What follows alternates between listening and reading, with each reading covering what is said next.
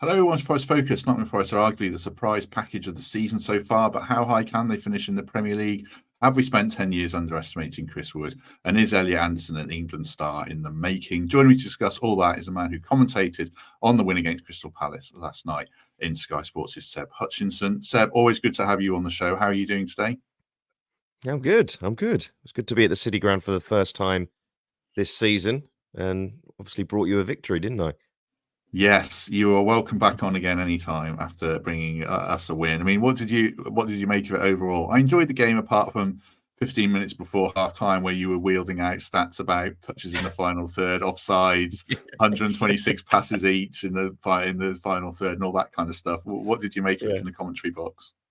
That's the warning. When you hear the stats, you know the game's going dead. I think the game, the middle portion of the first half was obviously the best part of the first half, and I think after that, I mean, the last 15 minutes of the first half were poor. I think both sides were poor.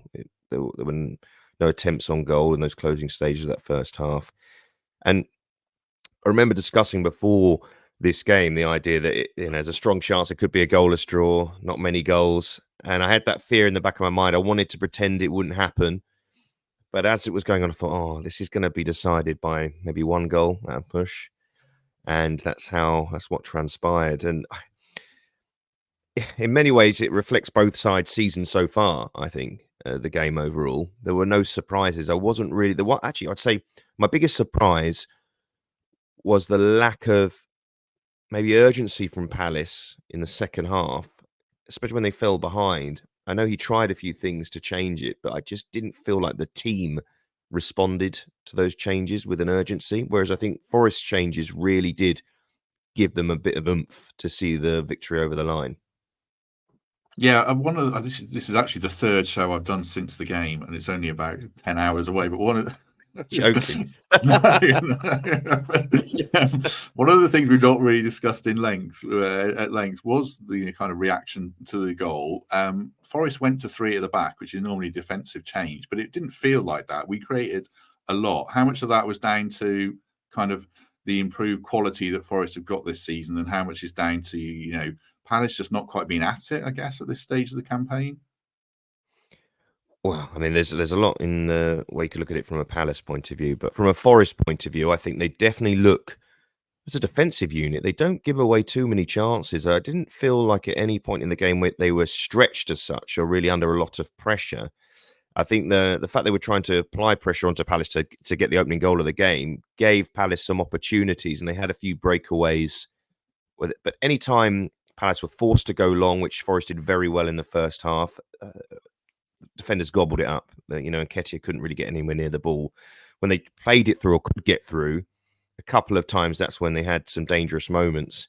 But I think, again, from another defensive point of view, I think it was another tick in the box this season. I was going to say for Nuno, but I think during the game, I'm surprised he could see anything from the angles we had of him. I could barely see him through that glass. Maybe he should stay up there for the home games until they drop points at home from here. The defence is kind of... I mean, the numbers last year were kind of a bit deceptive. They were quite solid, but they kept conceding from set pieces. That completely transforms this season. When you've seen a lot of defensive pairings now this season, I guess. Where do Milenkovic and Murillo rank for you from what you've seen? Oh, I know.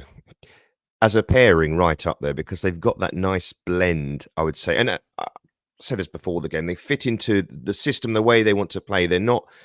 He's trying not to expose them too much. I know we saw the moment with Murillo in the second half when Nketiah got round him and was in. And those are the positions I don't think either centre-back wants to be in. But there aren't many centre-backs who want to be in that position anyway. You think, obviously, the Liverpool and Arsenal centre-halves don't mind it too much. And City have been okay with that. But most teams, they don't really want their centre-halves being pulled this way and that. Centre-halves want to stay in that central area. But when they are allowed to be in their strong areas, I think Murillo and Milenkovic are very, very, very good. Murillo's so eye-catching, isn't he, as a centre-half? He gets on the ball. He wants to progress the play. Sometimes wants to take people on. some will argue that he'll come a cropper from it more often than not when in the bigger games, but also it releases a bit of pressure for Forest as well if they have that option. Because if you have two centre halves who aren't great on the ball, then the opposition will either press them really heavily or just sit right off them and say, "Well, go on then, go and do something with it." And I think you could be exposed by Murillo if you do try to press him and he gets around it, and then the opposition can be in a few times. He's a fascinating player, I really think. I think Milenkovic, there's nothing to hide there. What you see is what you get. I think that's clear to see. Anytime the ball went long in the air towards Nketiah, Milenkovic you could just see on his face, it was almost that feeling of, I'm really enjoying this. Coming through his man, head the ball, muscle him off the ball. And interestingly enough, when Mateta came on in the second half, he tried to pin himself to Morato when the substitution was made, rather than go anywhere near Milenkovic, which is again testament to his ability in those sorts of duels. Now, we'll see what happens because Forest have got City in a few weeks, and we'll see how City's play, how Forest cope with that. They might be absolutely fine, these two, if they just that 6 yard, just in front of that 6 yard box and block everything. And there were a lot of good blocks in the game as well. I think the overriding thing looking at Forest yesterday, especially comparing them to Palace, is that, and it seems very simple, but supporters do look at these things in this fashion. They'll say the players look like they were fighting for their shirt, for the shirt. They were fighting for the badge. They were playing together as a team. And which I think, again, are you giving the credit to Nuno for that? Is the credit to just being at Forest and they have a feeling good about being at the club? It was really notable. I was really impressed, especially the substitutes coming on as well. They seem to be at it. They seem to be on it, committed. You can see that Jota Silva is going to become a cult hero. That's quite clear. And there was so much to like.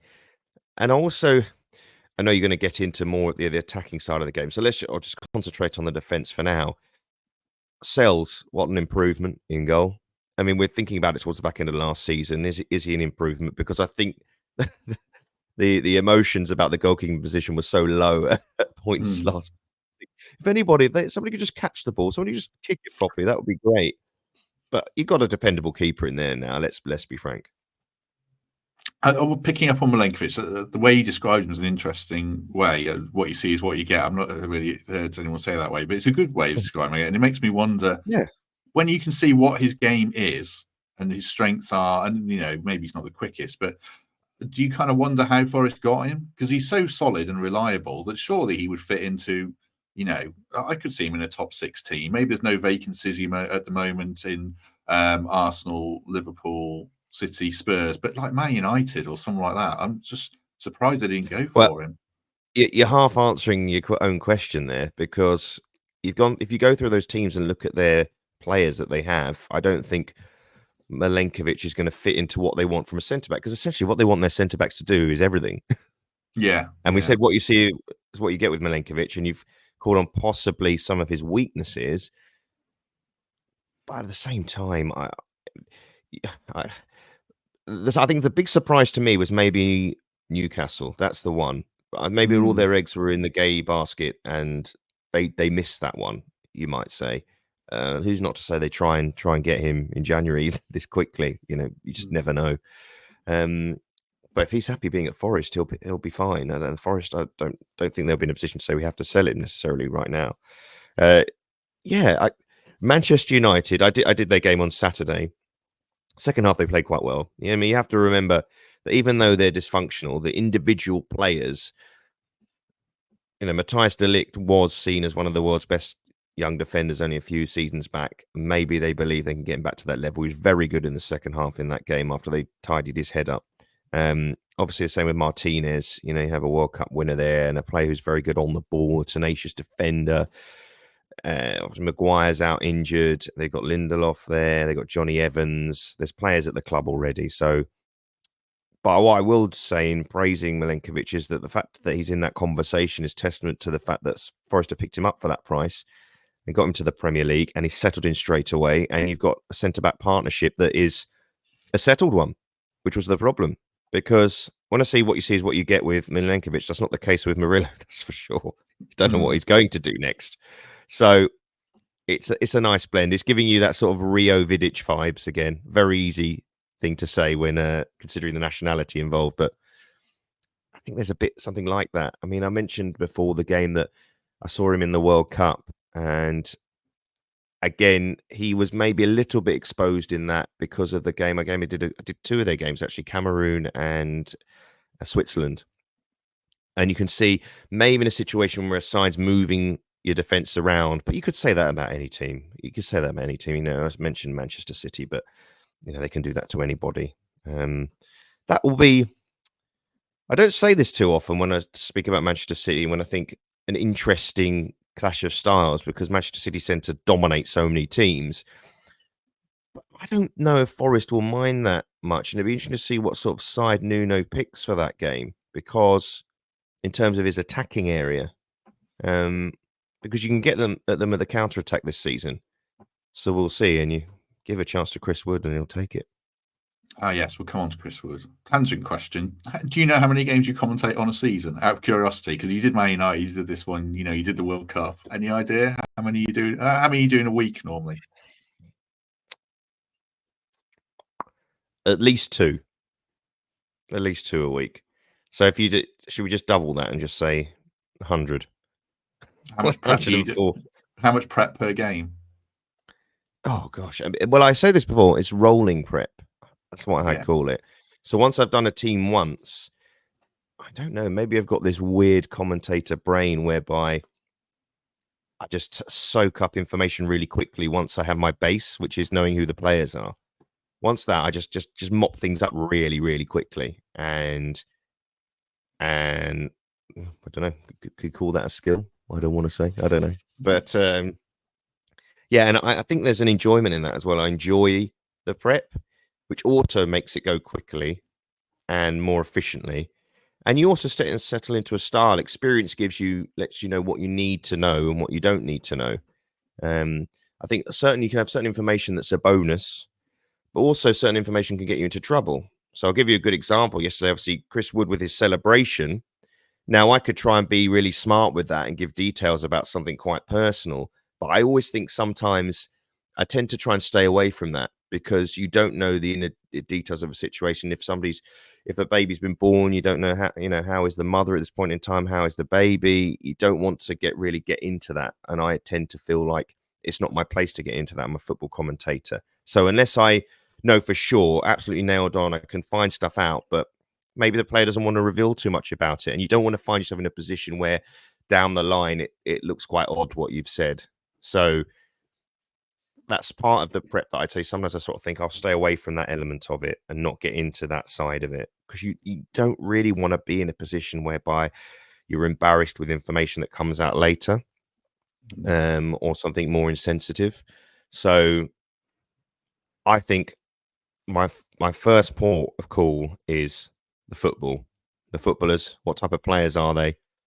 Who are the type of players they've brought in? So when they get on the pitch, you know what to expect, and it helps the general excitement and flow of the game and flow of your commentary. And I just want to feel when I'm commentating on a game that you're just trying to lift the excitement of the game a little bit. And I always trying to think of the point of view of principally, I think who's watching, and I just think of somebody who loves football is watching. That's my basis for it. And what do they want from the game when I'm commentating on it? They want to feel like you're enjoying it too. Or if it's a really bad game, that you're finding some humor in it or some interesting stat out of the situation. That's my angle anyway.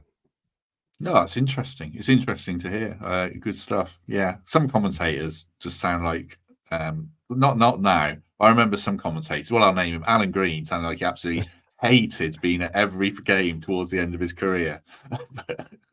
And Graham Taylor would be with him thinking, why are you so miserable? I got the impression, but yeah. Well, I can't comment on that because maybe when I'm his age, when he retired, I don't know, maybe you'll be speaking to me and I'm saying, oh God, I have to do this again. Another Forest Monday night with one goal. No, I don't.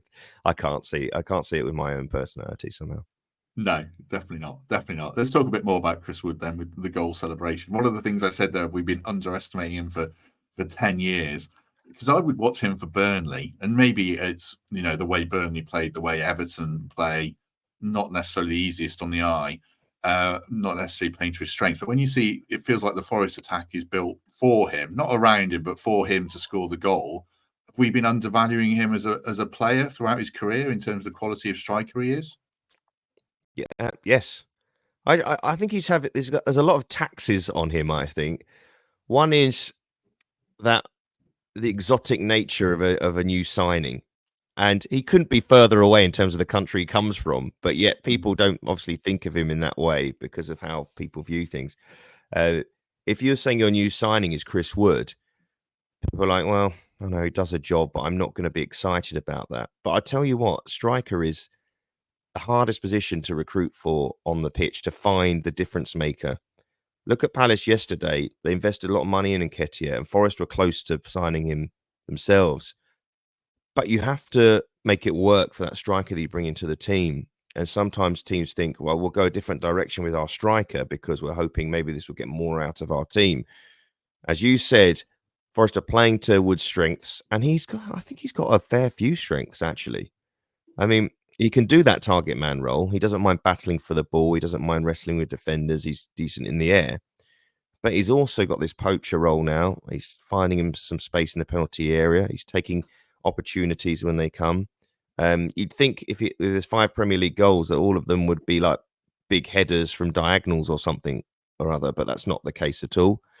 And maybe even some of the defenders, and maybe as we're going to talk about the goal, underestimate his ability. Maybe Dean Henderson was surprised by how quick that he took that on, that he went for that. Sometimes as a goalkeeper, because they talk about setting themselves and the expectation, you need to preempt where somebody's going to put an effort on goal. In his mind, he's thinking, like Chris Wood, he's just going to lay this off. He's not going to shoot from there, and he's not going to take that sort of technique. Oh, it's gone under me. And I think that's what you're talking about there, plain to see. And he is, I think his record, you look at it now, it's 1 in 2 really for Forest, pretty close to his 50th game yesterday, and 21 goals in all competitions. That's good. I mean, that's what, when we always say, what do you want from a goalkeeper, from a goal scorer? Well, if it's not Haaland levels of a goal a game, the next best is a goal every other game. And it's not like we think of him and he's scoring braces every week or he has favourite opponents or anything like that. He scores against anybody. And his record, before the game, I was looking through his record for other clubs. And you take out West Brom in the early stages of his career and Newcastle, where obviously his role was very different considering they had Callum Wilson there, for example. He's got a good goal return, a very good goal return. Even with that Burnley side, it's a very good goal return. And I say even with that Burnley side because maybe they're not set up to be creating chances like he's getting at Forest. And then to be able to bring Awani off the bench as well, I think that puts you in a very, very good place. Because someone might say maybe you want a bit more difference in your strikers, but not necessarily. You just a lot of the time it's just fresh legs. I mean, I saw City, the Wolves City game. I think in the end, just Man City obviously had more quality, but they just had more energy at the end. I mean, Wolves were really blowing hard, and that was, I think, part of the game yesterday. That both managers made the subs to give that extra impetus and push at the end, but Forest were far superior with that element of the game, I felt, in the impact of their substitutes to drive the team towards the finish. And people might say, obviously, with Awani's injury issues or maybe his fitness, it's actually probably a slight benefit at the moment because you think if he was fully fit, what would you do then? I mean, I'd love to play both of them, but you never get, that's not going to happen. So it'd be a fight of who wants to play. You've got to play Chris Wood at the moment. Putting the ball in the net, he has to play. Just on Nketiah, out of curiosity, from a neutral point of view, as you say, we were so close to signing him. I thought it was done, actually. A lot of Forest fans are now saying we dodged a bullet. I don't know. I mean, I think he's a good player and he's desperate to score, and he had moments last night. Do you think we dodged a bullet or not? I don't like saying dodged a bullet for a player like Nketiah because he's just not. He's almost. You look at his profile a little bit, and he's got that sharpness in front of goal, and that he's hungry to score goals. You can see that. There's a tiny little piece of the Ian Wright about him in many ways. But at the same time, you feel that maybe he might be more useful in a wide area, but not because of his frame. But again, he doesn't have that profile of a winger. And I think just the way the game's changed, it's almost like that, or the Defoe type striker is something you don't see as often at the top level. I mean, centre forward's role is just to occupy defenders a lot of the time and be somebody to, knock the defenders out of the way. You think of Morata for Spain at the Euros, and you look at that team, the way they played, he just he just occupied an area a lot of the time. If the ball falls to him, he's got to put it in the net. But what I'm saying is when they were sending those long passes or those get-out passes, as Palace were trying to do when they were under pressure, he couldn't hold it. He couldn't keep it. He couldn't make it stick. And Arsenal had that same problem as well when he played for them. He was a man to come off the bench and try and get them a goal. And when you look at it, and it's unfair because it was Arsenal, but I think I looked about 78 appearances from the bench and about 43 as starting. Tells you a lot, really. He's not a striker. Now, if you're looking from a Forest point of view, could there make room for him in the squad? 30 million's a lot of money to put on somebody who you're thinking is going to be a player to come off the bench and make a difference. I don't know. I think from a Forest point of view, I'd say they dodged a bullet in regards to they don't think they needed him, and I don't think he would have added much to them. But I don't think that makes him a bad player for that reason. I just don't think Forest this time are built for him. Yeah, it was a lot of money, 30 million. And when you watch him, you kind of wonder, sort of like you say, what is he? How do you get the best out of him? And I don't think Palace are set up to get the best out of him. Like pumping long balls to him, isn't going to. He's not going to. I know he came very close to long range shot, but he feels like, he can finish like Chris Wood if you give him the chances, maybe. But I think we're better off as we are. But I do think he's a good player still. Just on the goal. Howling error, or just one of those in a game that's very tight where sometimes a keeper switches off at one end and the other end our keeper has a blinder and that's how it goes? Yeah, I think so. I do think, and you can tell by the reaction of the supporters behind the goal, I think that Henderson will be very, very frustrated that he didn't keep that out. Absolutely, you can just tell the body language of the goalkeeper that because he was there, and I think if a goalkeeper's there, then he expects to push it out. It wasn't like he was at absolute full stretch either. I just think it's the surprise. I think it's the surprise element that Wood took it on, and it's almost like the guy, but yeah, you're not going to shoot from that. Oh, he has. Oh, it's gone under me. I was like, oh no. And also that I was once that had gone in, I thought, you know what, that might be enough. That might just be enough to win this, because I knew the back of the mind about Chris Wood this season. Every time he scored, and not won the game, but it wasn't going to be. It was a very odd game statistically because the number of shots for both sides, I think Forest ended with 20 shots. Palace ended with 20, I think, by the end. You think it was an absolute thriller, especially I think there's 6 on target and 7 for Palace.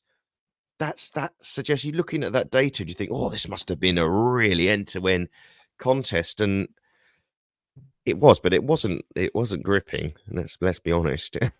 It wasn't a game that we're going to be talking about for months to come. I mean, that's all I can say. Yeah, I did check. I don't know if you put stock in XG at all, but I did check, and ours was over 2, and theirs was 1, which is interesting. But it shows we did create, but we didn't feel like we were peppering the goal. It felt like the kind of games we've seen a lot from Forest this season. Actually, we probably could score more, which gives me hope about the future upcoming games, which I will ask Seb about shortly. But just bear with us for just over 20 seconds. This quick advert for the Trent Navigation and the upcoming gig with Rick Parfitt Jr., son of Rick Parfitt Sr. of Status Quo.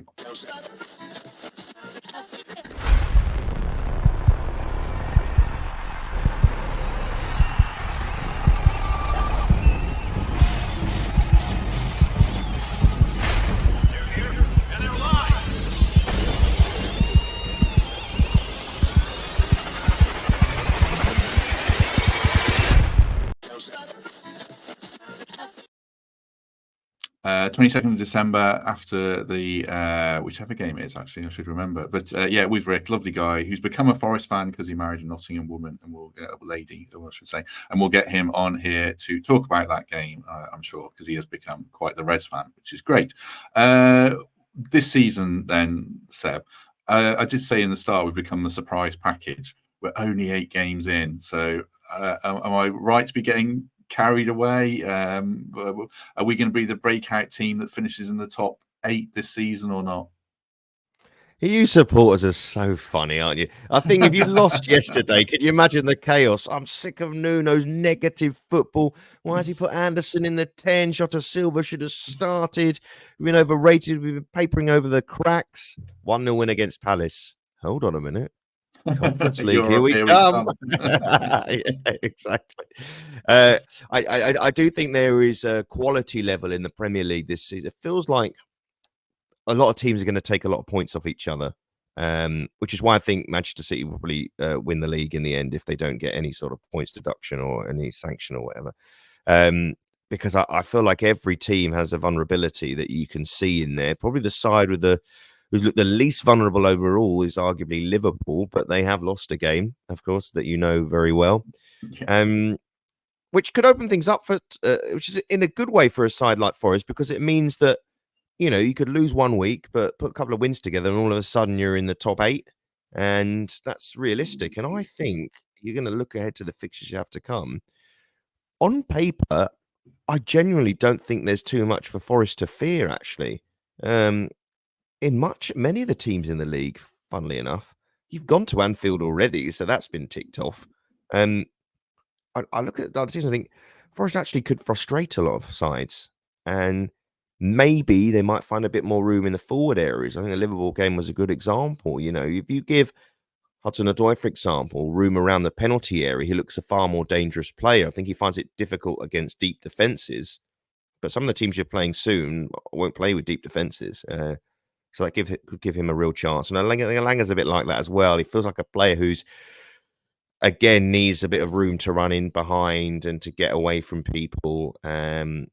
Finds it can float in and out of matches a little bit, again, when the emphasis is on Forest to win the game. So sounds like what I'm saying is you're going to win every game except for the Ipswich one. That logic. I think the reason I'm optimistic is, like, you can see an identity is a football word, isn't it? But you can see what we are and what we're trying to do. And not every team you can see that. And also the first seasons of Forest in the Premier League, you sort of could see it, but not massively. But now you look at Forest, you watch the way we play this season. 5 minutes in, you know, okay, this is the game plan. This is how we're going to go about it. That's what gives me optimism. What are there any red flags in the team that worry you? Just around, you know, do we score enough goals, stuff like that? Yeah, I think that's like I said. I think there's going to be games that are going to frustrate Forest supporters, and those are going to be the games at home against sides you should beat. I mean, you've had a few of them already, and I think we saw yesterday that even if you're dominating games, I wouldn't bet on you to put teams away yet. You're not in a position where, if I saw a result that popped up and went Forest 4-0 against anybody, I'd be like, well, what happened there? I need to see more. But that's, again, not to say if you're a side that's tough to beat, then you've got the possibility of picking up those points against the top sides. And if you can do that, then you're going to be fine. Now, I think I use the word going to be fine because it's about expectation now. You put a couple of runs together and people start to think, okay, we're like this, are we? That means that we should be winning this game now and we should be winning that game. You know, out of the League Cup, so there's not that distraction, not in Europe. The eggs are in until the FA Cup starts. The eggs are in the Premier League basket. So every week, the team should be conditioned and fit and ready to go to take on any challenge. And they're not a side that, as I said, don't defensively engage sides, as in they're not, to put it frank, rushing around the pitch, closing down at every opportunity. They can be quite passive defensively and almost say to you, well, you try and break us down, see what you can do. And I thought yesterday, Dominguez had a lot of fouls in the midfield, which just broke up Palace's chance of getting any sort of fluency. And I could see Eze during the first, I complained to the referee a few times about it. He was making the point that, you know, being fouled a lot. Because if you let a player like that get going and build up a head of steam, then you got trouble. I thought Kamada was quite poor, didn't really influence the game. And those 2 10s, those dual 10s that I know that Glasner likes to play with, and he has done in the past with his previous sides, the Forest dealt with that. I thought the three in midfield yesterday were hard-working, looked strong in there, covering the spaces. There was a lack of quality on the ball at times in decision-making. I think from Yates in particular, he got himself into some good areas actually when Anderson dropped back and Yates pushed forward and then didn't look for that killer pass. I don't know if it's even in Ryan Yates' game to do that necessarily. I think he got to some certain areas around the box and thought, this isn't me. Can I pass it to someone who can do that? And I'll get back to doing what I was doing really well. It's closing down space and making life difficult for those creative players in the Palace side. And that was a big problem for Palace yesterday. Now, when you're playing against sides at home where the emphasis is on Forest to impose themselves, those are the games when you'd hope that a Jota Silva would play, who might enjoy that part of the game. He certainly seems like that sort of player. He looks like a player who's got an energy about him and wants to make an impression. So those might be the games for him. But how many of those games are you going to have a season? I think there's going to be a lot of games where you're going to be at home to sides and they are going to be coming on to you. I think I think yesterday, even though there were parts of the game that were quite dull, I thought it was a great template for Forest. I really do. The more I think about it, the more I get under the surface of it, Nuno will look at that and think there's a lot to like. There's a lot of stuff within his control. There's not, and as I said, the attitude of the players looked really good. They all looked like they were fighting for the shirt, and I think when you have that, that's where a manager wants to be because then he knows those players have the motivation. And people might say, well, every player should have the motivation. That's not necessarily true because you're talking about, at one point in time, 11 men in this case who essentially they all have to have that same cohesion, those same energy levels, that same feeling about the match state and where we are in the game. And I thought the Forest players got that when they got in front. They just knew that. I mean, the way they marched at the end of the game, I thought was excellent. I didn't feel like they were under the cosh too much at all, and frustrated Palace in the right way. And excellent. And all of this, it might be easy to say, are all the sanctions giving them that us against the world mentality? Because I know Guardiola is very good at instilling that in Manchester City, and maybe all these situation, all these bans and fines and everything else are helping to bring the group together. They probably feel a strength in that they can push on from here and say, well, they can ban as many of our players as we like. They can fine as many as they like. It's only money. We're going to go out there and we're going to win. Could be that simple. Sometimes things are that simple. Or I think so. Definitely. You got, 11 young men out there. Young men can be quite simple sometimes. I was one of those once. So, yeah. I think you're right. It's like fundamentals of football that Gary Birtles comes on here, and he was playing in the 70s and the 80s, and the same fundamentals exist now that existed then. I thought Yates and Dominguez set a really good tone in midfield. Dominguez picked up probably the stupidest booking of the season, where he booted it away, and even Moreno was like, "What are you doing, mate?" But it's our free kick, mate. Yeah, I know. It was a bit silly. I'm glad he didn't get sent off because we'd been ripping shreds out of him. But yeah, maybe you will after the game. If you get a ban after the game. But they did set a really good tone, and then in their own midfield with them was Anderson, who had a lot right on him in terms of expectation to create with no Morgan Gibbs-White in the team. After the match, Forest fans were raving about him. I saw Newcastle fans in tears about, how have we let this guy go, and we've still got X, Y, and Z. I mean, how good is he, and how good can he be from a very small sample of seeing him start games in the Premier League? Before this game, I was asked to pick my Forest side for this game. Well, Forest and the Palace 11s. It's always awkward of those when you have a bit of intel about the team and you don't really feel you can be sharing it at that point in time. But I felt that Nuno would put Anderson in that position. There was a lot of calls for Jota Silva to play there, and I just think you have to think about. Managers aren't just thinking of the strength of one player and what they can impact on the game. They're thinking about the player as a whole in all aspects of the game, with the ball, without the ball and the general team shape. And Anderson has shown that. He was showing that in Newcastle already, where Eddie Howe could depend on him to fill in roles and cover players. I saw him play at left wing back. Mentioned it last night when they faced Brighton. But in that same game, he ended up in the front line assisting for Longstaff. So he is a manager's dream, I think, because he can combine a bit of technical security with good lung power in midfield, decent decision making. And if someone to say what's his greatest strength, they might, from a football point of view, they might struggle a little bit. But I really like him as a player. I think that I'm sure you'll ask me about England and everything else. Unfortunately for him, that's probably an area where England are as stacked as can be, or have been, arguably, in the history of the national side. So him gaining England caps might be a stretch, especially considering another player who could be in that area is Gibbs White, of course. But he is...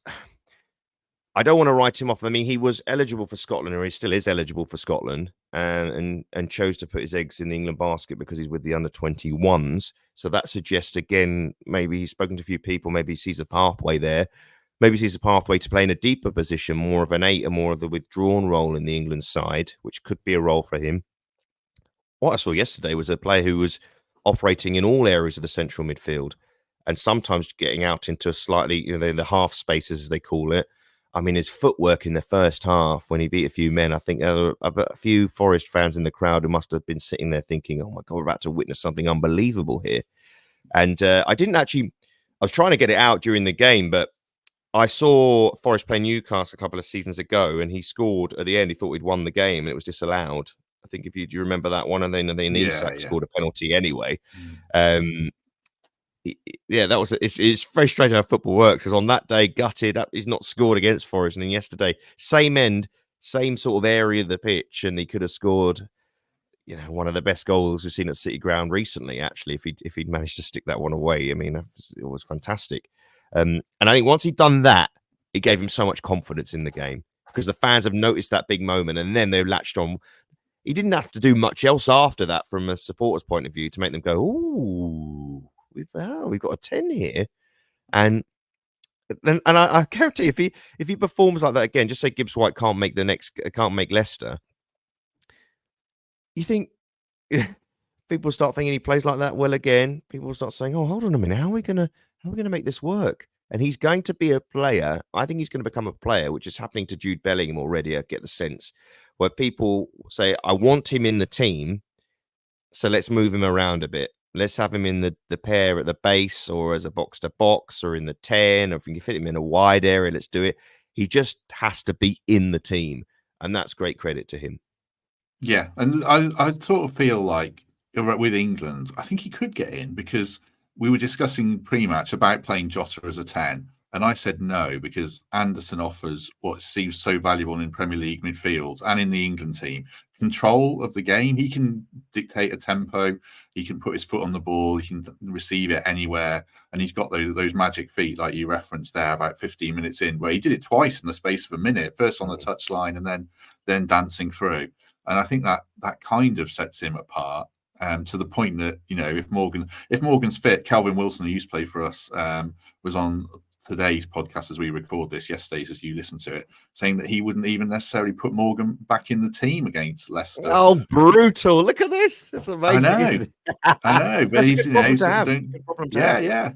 Don't change a winning team. But yeah, I love Anderson. I think he's been great. And I mean, James Ward-Prowse, we haven't mentioned James Ward-Prowse. He's going to interesting if he gets back in. I suspect he might, just because of his set pieces. But yeah, we can't keep saying that, though, can we? I mean, I think at the end of the day, you have to reward a side that's doing well. I think, considering the one thing to bear in mind is the turnaround of the game. You'd think he'd come back in just because of the freshness of the team. Maybe Yates comes out. Maybe take Yates out for this one. I was thinking Dominguez, because he covers so much ground. Something like that. Yeah. And he didn't start the game before. I know there's an international break, and maybe just to one of those two, just to mix it up and keep the team fresh. Don't change that defense. Don't go anywhere near it.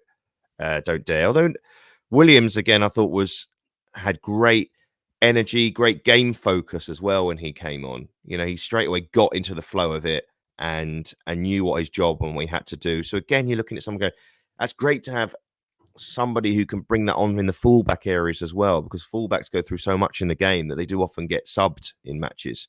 So yeah, looking good. I think looking good. And what I will say is, I was actually asked to do the Leicester Forest game this Friday as well. I was going to go back to back, but I'm covering the Lionesses at Wembley, so it didn't work, unfortunately. But that would have been a good one to do, obviously. The Don't Call It an East Midlands derby, that one. It would. You make a good point about Nico there that I not really thought of. Not, I mean, obviously he's doing very well, but it shows like players are coming off the bench. A player who started, I think, like 20 odd games in a row. He'd been player of the month for the club 3 months in a row. And, players aren't getting their heads down. Hudson-Odoi comes off the bench at Anfield and scores. You see Sosa come off the bench at Brighton and score. It just shows like Nuno must be doing something right, and they must have the right blend of players. Just another reason that gives me optimism that they're not getting their heads down and no toys are being thrown out the pram. So very upbeat, very upbeat. That will come once you're doing really well and getting into Europe, and then the Sharks start swarming around Murillo and everything else. If we're in Europe, I'll take it, even for one season. Just want to finish up, get you a few quick thoughts on the Premier League in general. You said last night 4 teams have failed to win a game, and I think you said it was a record at this stage of the season. Are we already seeing who's going to struggle now? I still think Palace will be all right, but I think Palace will be all right. So who are you looking at as the teams to really worry about? I just have no doubt at the moment that Ipswich and Southampton are going to go down. As much as there's a tinge of sadness to that, because I think when you've got, I know this is a completely separate debate, but young British managers who are making their way and with styles and with a recent success really, and got sides promoted, when you come up to this league and you recognise that you just need better, you need more quality in your team, and what worked for you in the Championship doesn't work. And I said that's, Marinakis, people were laughing at him for the number of signings that Forest were making, but at the end of the day, it's what you have to do. You have to bring in a level above what got you there. You have to be very fortunate that your Championship side is going to work for you, because I think that's the nature of football now, in that talent is so stacked towards the top end of the game that you just have to try and keep up. You have to spend to keep up, and then hope it gels and hope it works. And I think those two teams, it's just asking so much. I look at Southampton every week and I actually think, who are they going to beat? Who are they actually going to get point? Who are they going to win a game against? If you're losing at home to Leicester and in that fashion as well, that's a really difficult one to take. Saw them take the lead against Arsenal, and it was strange because the moment they took the lead, they then went back to this style and they just played themselves into trouble. And it was like they got really nervous and didn't know what to do. And it really called for a time just to be a bit like Forest, just to bunker in a bit and remain solid and not take any chances and just frustrate Arsenal. But they didn't. They still played the same way, and they did it against Manchester United. These are games against the better sides where they'll have standout moments, but just get punished and picked off, and it just looks too easy for teams at the moment. So Southampton, I can't see it. Ipswich, for it to work, they're going to need to bring in quality, and I think that's going to be very difficult for them. Leicester's an interesting one because they got some wily old foxes in there, but they've got some experience in there that makes you think that they can get out of it. And I'm sure it's interesting, obviously, seeing Cooper, managing Leicester this Friday, and it'd be interesting to see if he pulls off a result against Forest. That would be fascinating. I think they will get point, and that will then bring Wolves into play. Now, I think Wolves have much more quality than those sides, but these defeats are tough to take, and they do. I talked about a cohesion and being on. I think there seems to be. There's a bit of feeling sorry for themselves. They've not been. It's not really happened for them. They haven't really been able to, when they've been on a slide in a game, wrestle back control of their game. The City game is so unfortunate in many respects, but at the end of the day, this is what Manchester City can do. They're the ones I look at. I think they're the ones that could be could have a problem. You feel Palace. I get the feeling that Palace, if they don't start winning, then Glasgow will go, and then they'll bring someone in, and they'll kick on, and they'll get a little run, and they'll get the points. They're always sort of in games without impressing this season. Every game I've seen them in, they've not been spanked by anybody, so that's a good sign. So that just shows they just need the luck to go their way. After that, I don't see anybody else being dragged into it. Certainly not Forest. You're looking around and thinking, who else would you even think about putting in the mix? I don't think so. I think Bournemouth have shown they've got more than enough. Brentford likewise, Fulham the same. These are all sides that can take points off the top teams as well. I think you're looking at, so people will be screwing them again. What about West Ham? Well, I just think when West Ham play those sides around the bottom, you fancy them strongly to beat them. I mean, saw West Ham play Ipswich, before the international break, and they just had too much quality for them, even when they were in points of the game. So I can't see West Ham being the problem. I think the only hope for those three teams down the bottom is a hefty points deduction for Manchester City. But who knows? I wouldn't be surprised if that John Stones winner keeps them up. I hadn't thought of it like that. Yeah, no, I think you're right. I mean, Everton were the only other one you could maybe say, but Everton are the kind of team that will win 3 games in a row and a couple of times, and that's enough for them. I feel a bit bad. I'm discounting Everton because I just think I've seen the last few seasons. I thought, they might be in trouble, and they just get those games that. The Saturday night football matches will be a 1-1, a 0-0, a 1-0, and you just rack these points up. They pick them up, and they'll be fine. Yeah. I really would like Ipswich to do well because, I think McKenna's really good.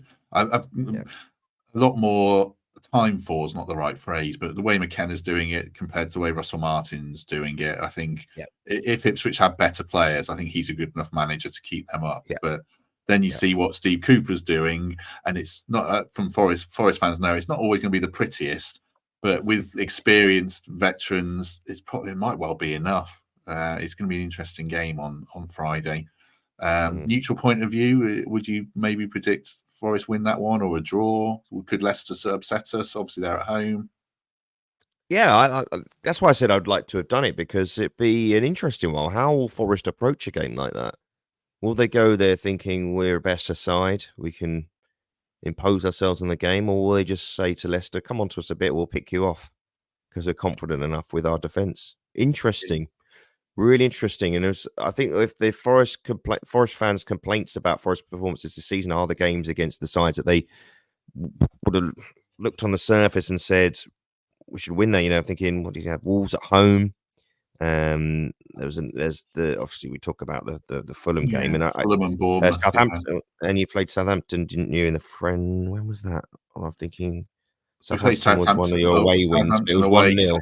Yeah, second game of the season. Yeah. And then Bournemouth at home 1-1. People say we should have won that. Should you really? I don't know. It's difficult. Bournemouth are awkward. Very good. Can be awkward. But yeah, I think the Southampton game, that a win's a win, isn't it? That's what matters. But Friday could be a bit along those lines, I think you take it, wouldn't you, at this point in time? The 3 points, the way Forest are playing, are the most important thing. Just picking up those wins and getting in a strong position where you can keep looking up the table. Yeah, massively. I think it's going to be another low-scoring game. I hope we play the wingers and a positive and challenge Leicester. To try and. I've got a question for you. Would you start Jota Silva instead of Elanga then? Yeah. Well, I said last night I would, because I feel like he's earned a start. But I don't think Elanga's playing badly. He's had that game that he had last night. He's had a series of times this season, and Jota Silva's come on and breathing down his neck. But Callum Hudson-Odoi's had that game that Elanga's had a lot of times, but he's banged one in at Anfield, and Ramon Sosa's taking a bit more time to settle. So I do feel like I don't think Elanga's playing as badly as fans are saying, but I think Jota's earned a start. He's chaotic and energetic, and maybe he disrupts Leicester. And I think I'd like to see him get a go, but I wouldn't be surprised or disappointed if Elanga does start. But I wouldn't play Jota as a 10. I think that debate is silenced for now, because Anderson's so good and Morgan might be fit. I don't think he will be, actually. I think he might be more likely for West Ham, but good to have Anderson as an option. Like and who knows, so you might end up back into the season having Wood and Awani up front together. Yeah, we might do. Yeah, I wouldn't fancy that. Well, the owner will want to spend 30 million in January on a striker again. So well, I tell you what, looking at it, it's another good question. If you have the 30 million to spend, I know this might be a controversial thing to say, but I think there's two positions you could maybe look at: is the base of midfield and another wide forward. If you're thinking of a game changer, I wouldn't go near the strikers right now because they're clicking. But I always think if you look at Liverpool's case, Forest fans' consensus is buy a striker because is that because of the glamour? Is that because of the glamour of that position? They want that. No, it's sexy signing. Paranoia of injuries because Taiwo can't stay fit, and Chris Wood's 32, and we just think, if we're without them, then we're messed up. But is that that's your summer signing though, isn't it? I don't think you could. Probably. If you rush into January and try and get that difference maker as a striker, it could be all sorts of issues. I think you hold on to the summer, and one of Wood or Awani is sold on or moved on, and then that gives you the room to bring in the striker, because that's how you got to think about it. Is you can't have three strikers who are all expecting to start. It's going to cause problems. Whereas I think certain positions you can do that. I think wingers, for example, you can have 4 or 5 of them because you can always rotate. They can play either side. Sometimes they can cover in the center. If you could get a forward who could cover all 3 positions, then that might be more helpful. That might be a better option, perhaps. Because I think Forest could play with Gibbs White as a false 9, or even Jota Silva as a false. You could find little ways round it for sure. I understand the issues with Awani and everything else, but sometimes you chase these things and it can cause you more problems. They look like a settled squad. They all look happy. So if you're going to bring a game changer in, I'd suggest, and like I said, it's so difficult because to find the quality of player who's going to take you to the next level is tough. But if you could find it, I'd like it. You want it base of midfield or a wide forward. From my point of view, of course. I think Jota can do it. And also, like, teams don't have, like you say, 3 frontline strikers. Like, look at Villa with Watkins and John Duran's breathing down his neck. City have only got Haaland and they sold Alvarez. Arsenal have got Havertz and Jesus. Teams don't carry 3 strikers for. Well, look at Liverpool. Liverpool, a great example.